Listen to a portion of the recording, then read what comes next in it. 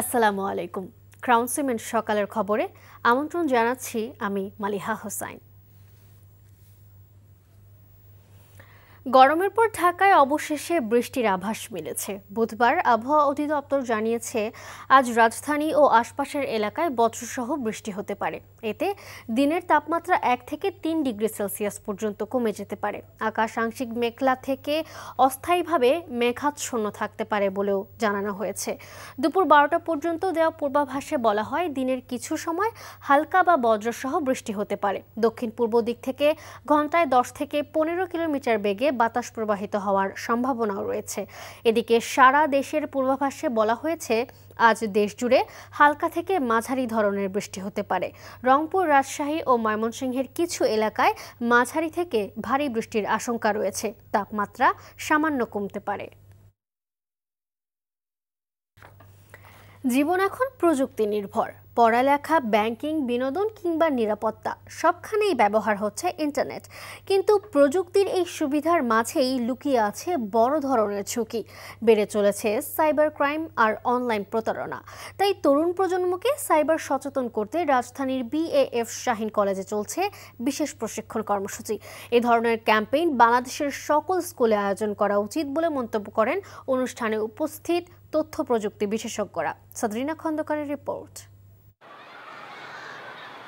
জীবনের প্রয়োজনে ইন্টারনেট ব্যবহার হলেও কখনো কখনো এই ইন্টারনেটই হুমকি হয়ে আসে কারো কারো জীবনে। বিশেষ করে তরুণ তরুণী, শিশু কিশোররা জড়ায় ইন্দ্রজালে, কখনো না বুঝে আবার কখনো আসক্তির কারণে।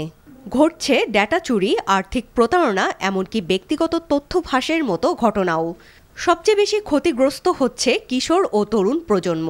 এখানে সবাই অ্যাওয়ার হতে পারছে যে কিভাবে সেফ থাকা যায় আর কি করা উচিত না। তো প্রোগ্রামটা আসলে অনেক হেল্পফুল। ফিশিং মেসেজেস কিনা যেটা এসেছে আমাদের কাছে, আমাদের সেটাকে আগে আইডেন্টিফাই করা উচিত, না হলে আমাদের জিমেল বা কোনো মেসেজে আমাদের ঢোকা উচিত না।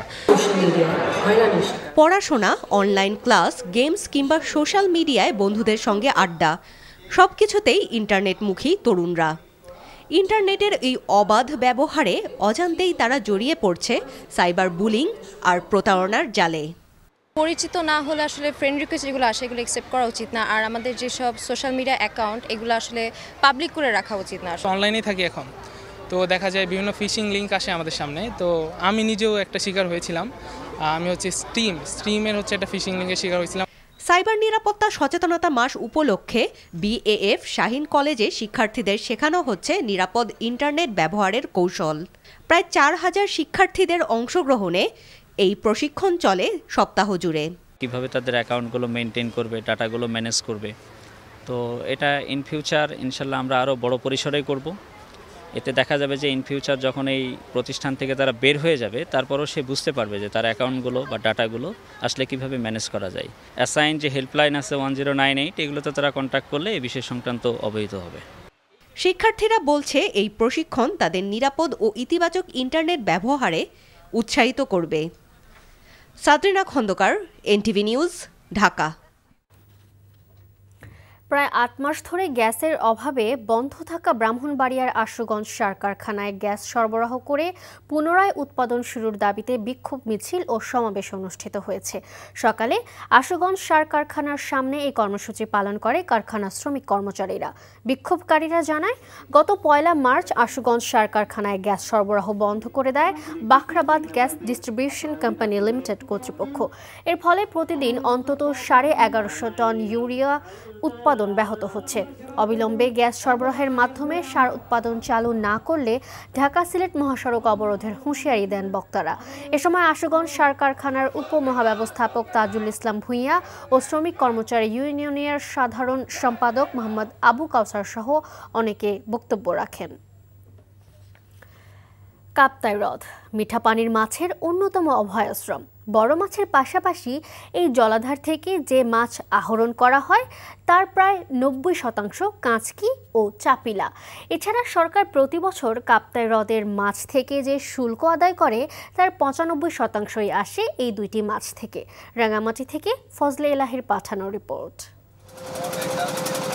725 বর্গ কিলোমিটারের এই জলাধার মিঠাপানির মাছের অন্যতম অভয়াশ্রম। এই হ্রদ থেকে প্রতি বছর কোটি কোটি টাকার মাছ আহরণ করে জেলেরা, যা সারা দেশের মানুষের আমিষের চাহিদা পূরণে ব্যাপক ভূমিকা রাখে। রাঙ্গামাটি মৎস্য অবতরণ কেন্দ্রের তথ্যমতে কাপ্তাই লেকে বড় প্রজাতির মাছের পোনা ছাড়া হলেও সবথেকে বেশি কাচকি ও চাপিলা প্রজাতির মাছ পাওয়া যায়। ফলে কাপ্তাই লেকে কাচকি চাপিলার ভান্ডারও বলা হয়, যা স্থানীয় চাহিদা মিটিয়ে ঢাকাসহ দেশের বিভিন্ন স্থানে পাঠানো হয়। এই দুই প্রজাতির মাছের উপরই টিকে আছে এখানকার ব্যবসায়ী সহ 27,000 জেলের জীবিকা। এখানে বিদেশি বায়াররা আসে, তাদের এখান থেকে কিনে এটা মনে করেন শিপমেন্ট করে। বৃষ্টির মাধ্যমে কাচকি চাপিলা এগুলো আমরা দিই না, এগুলো আল্লাহর দানে হয়। অন্যান্য যে কোনো জায়গার চেয়ে রাঙামাটির কাপ্তাই লেকের কাচকি মাছ এবং এখানকার চাপিলা মাছের স্বাদ আবার গুণগত মান অনেক ভালো। অনুকূল পরিবেশ, অভয়াশ্রম রক্ষণাবেক্ষণ সহ বিভিন্ন উদ্যোগের কারণে হ্রদে মাছের প্রাপ্যতা বেশি বলছে বিশেষজ্ঞরা। খাবারের পরিমাণ কমে যাওয়ার ফলে মাছের প্রজননকালীন সময়ে মাছের ডিম ছাড়ার হার দিন দিন কমে যাচ্ছে। সেজন্য কাপ্তাই লেকের রুই জাতীয় মাছ বা বড় মাছের প্রাপ্যতা দিন দিন কমে যাচ্ছে। এই বড় মাছগুলো কমে যাওয়ার ফলে এবং রাক্ষসী প্রজাতির মাছের পরিমাণ কমে যাওয়ার ফলে কাপ্তাই লেকে ছোট মাছের চাহিদা দিন দিন বেড়ে যাচ্ছে। আমাদের অভয়াশ্রমগুলোকে ঠিকভাবে আমরা মেনটেন করছি এবং মাছগুলোকে আমরা বাড়ার সুযোগ দিচ্ছি। বিভিন্ন ব্যান্ড পিরিয়ডে আমাদের বিভিন্ন অ্যাক্টিভিটিস রয়েছে, যার ফলে মাছগুলো তারা একটা পর্যাপ্ত সময় পাচ্ছে। জেলা মৎস্য অফিসের তথ্যমতে 2024-25 মৌসুমে কাপ্তাই লেক থেকে 7,500 টন কাচকি ও চাপিলা পাওয়া যায়, যেখান থেকে সরকার রাজস্ব আদায় করেছে প্রায় 11 কোটি টাকা। NTV news desk. আসন্ন বাংলাদেশ প্রিমিয়ার লিগ বিপিএল এ ফ্র্যাঞ্চাইজিগুলোর নাম ক্রিকেট বোর্ড ঠিক করে দেবে। কেউ চাইলেই এই নাম পরিবর্তন করতে পারবে না। দলগুলোর ব্র্যান্ড ভ্যালু বাড়ানোর জন্য এই পরিকল্পনা। বিসিবির সভা শেষে এই কথা জানানো হয়। একদিন আপনার হলো ঢাকা ক্যাপিটাল, আরেকদিন ঢাকা রাইডার্স, আরেকদিন আরেক রকম, এরকম যদি না হয়। So whoever comes in the board 5 থেকে 10 বছর 20 বছর পরেও যেন এই নামটাই থাকে এবং এটা একটা ব্র্যান্ড ভ্যালু ক্যারি করে। সবগুলোই সিদ্ধান্ত নেব এবং with the interaction of the owners, আমরা তাদের সাথে বসে এটা কিন্তু এরকম না যে আমরা will take a one sided decision, will talk and interact with them. সকালের খবর এটুকুই। এই খবরের ভিডিও সহ আপডেট জানতে ভিজিট করুন এনটিভি অনলাইন www.ntvbd.com। এছাড়াও এনটিভির জনপ্রিয় সব অনুষ্ঠান ও খবরের আপডেট জানতে ভিজিট করুন আমাদের ইউটিউব ও ভেরিফাইড ফেসবুক পেজ। 12টায় মধ্যাহ্নের খবর দেখার আমন্ত্রণ রইল। ধন্যবাদ সবাইকে।